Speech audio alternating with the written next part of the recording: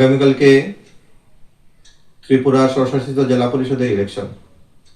সেই ইলেকশনের সরব প্রচার গতকাল বিকাল 4টার সময় বন্ধ হয়ে গেছে। কিছুক্ষণ আগে আমার কাছে খবর আছে 4 নম্বর রিজার্ভ সিটে 3 নম্বর বুথে মধুবনের সেলফুই ছড়াতে প্রাক্তন বিধায়িকা মলিনানাথ ওনার সাঙ্গপাঙ্গদের নিয়ে ওখানে সরব প্রচার করছিলেন এবং ভোটারদের মধ্যে টাকা বন্টন করেছিলেন, যেটা নির্বাচন প্রক্রিয়াকে টোটালি ভায়োলেশন করে যে কাজটা করেছেন সেটা অন্যায়।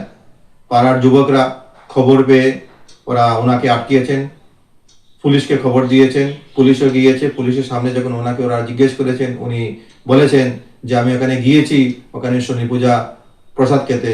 শনি পূজা তো সন্ধ্যার সময় হয়, জানি না সকালবেলা ওনার জন্য শনি পূজা করে প্রসাদ খাওয়ার জন্য নিমন্ত্রণ করেছে। শনি পূজা হোক বা অন্য কোনো পূজা হোক, আজকে যেখানে আগামীকালকে ভোট এবং ইলেকশনের রুল অনুযায়ী নন এডিসি ভোটাররা সেখানে যেতে পারে না, ওনার যাওয়াটা এখানে ঠিক হয়নি।